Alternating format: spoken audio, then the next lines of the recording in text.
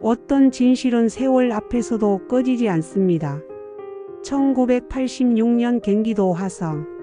평범한 농촌의 밤길은 연쇄적으로 이어진 죽음의 무대가 됩니다. 10여 명의 여성 희생자, 5년 넘게 이어진 사건. 수사 인력 수십만 명이 투입됐지만 범인은 잡히지 않았습니다. 그리고 사건들은 공소시효 만료라는 이름으로 문을 닫습니다. 그러나 34년이 지난 뒤 오래된 증거가 다시 말을 걸었습니다. DNA가 가리킨 이름 이춘재. 오늘 기묘한 밤. 한국 3대 미제 사건 첫 번째 이야기, 화성 연쇄살인 사건을 마주합니다. 1986년 9월 15일 경기도 화성군 태안읍 안영리. 71세 노인이 목초지에서 숨진 채 발견됩니다. 피해자는 시장에서 채소를 팔던 할머니였습니다. 흩어진 채소 꾸러미, 사라진 돈. 당시에는 강도살인 정도로 여겨졌습니다. 하지만 한 달 뒤 또 다른 사건이 발생하면서 이것이 단순한 살인이 아니었음을 알게 됩니다. 10월 20일 진안리 농수로에서 25세 여성 박현숙 씨의 시신이 발견됩니다. 성폭행 흔적, 결박된 스타킹, 사라진 현금. 수법은 더욱 노골적이었고 패턴은 뚜렷했습니다. 경찰은 강력 범죄를 직감했지만 범인은 흔적을 남기지 않았습니다. 12월 12일 안영리에서 또 한 번 젊은 주부가 사라집니다. 권정분 씨는 130일 만에 백골로 발견됐습니다. 입에는 속옷이 물려 있었고 머리에도 또 다른 속옷이 씌워져 있었습니다. 이것은 범인의 잔혹성과 의도성을 보여주는 첫 번째 서명 시그너처이었습니다. 이틀 뒤 12월 14일 정남면 관악리 농수로에서 또다시 한 여성이 희생됩니다. 이계숙 씨 나이 23세. 그녀가 신던 스타킹 두 켤레는 풀려 매듭지어진 채로 발견됩니다. 범인의 집착은 점점 더 노골적이었습니다. 1987년 1월 10일 19세 홍진영 양이 기가 도중 살해됩니다. 자신의 목도리로 목이 졸렸고 살아있는 상태에서 가학적인 폭행을 당했습니다. 전문가들은 말합니다. 단순한 성적 욕망이 아니라 고통을 주며 통제하는 행위였다. 같은 해 5월 2일 박은주 씨 29세.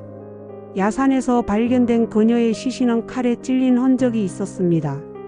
경찰은 현장에서 체액을 확보했지만 피해자의 남편 것으로 잘못 판단합니다.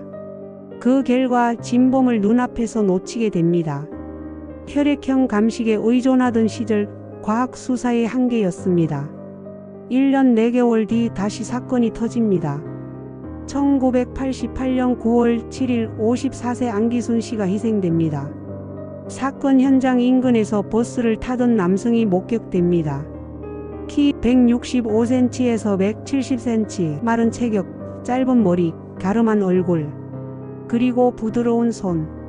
피해자들의 진술과 일치하는 이 몽타주는 훗날 이춘재의 모습과 유사했습니다. 불과 일주일 뒤 또 한 사건이 발생합니다. 9월 16일 14세 중학생 박상희 양이 자기 집에서 살해됩니다. 이 사건은 8차 사건으로 기록됩니다. 자택 침입이라는 점에서 기존 사건과는 달랐습니다. 현장에서 발견된 모발 때문에 윤석열이라는 청년이 검거됩니다. 그는 고문 끝에 자백했고 징역 20년형을 선고받습니다. 하지만 그는 끝까지 무죄를 주장했습니다. 훗날 이춘재가 그 사건도 내가 저질렀다고 자백하면서 2020년 윤석열 씨는 재심에서 무죄를 선고받습니다. 수사기관의 과오 그리고 억울한 옥살이는 또 다른 비극이었습니다. 1990년 11월 15일 14세 김미정 양이 기가 도중 납치됩니다.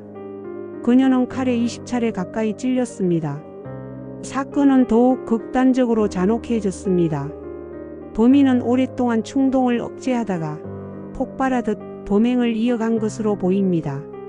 마지막으로 기록된 것은 1991년 4월 3일 69세 권순상 씨가 희생됩니다. 하지만 이 사건은 다른 사건과 달리 수법도 DNA도 차이가 있었습니다. 일부 전문가들은 모방범 가능성을 제기했습니다.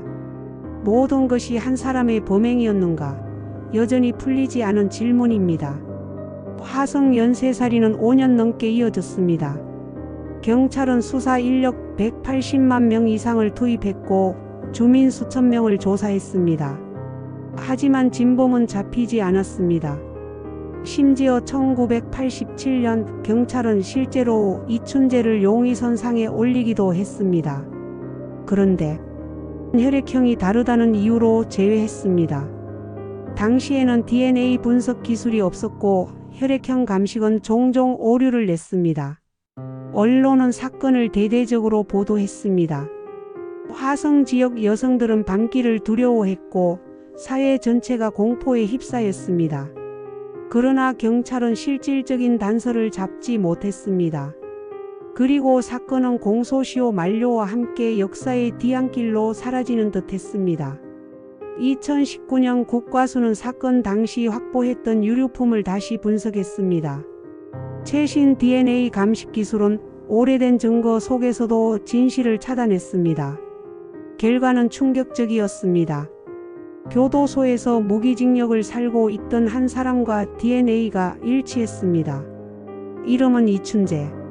그는 1980년대부터 1990년대 초반까지 화성사건 14건과 추가 5건, 총 15명의 여성을 살해했다고 자백했습니다. 피해자 대부분은 여성, 그중 일부는 10대였습니다.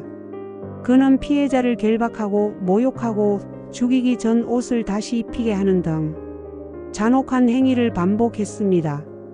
그의 범행 목적은 단순한 성적 욕망이 아니라 통제와 과학적 쾌락이었습니다.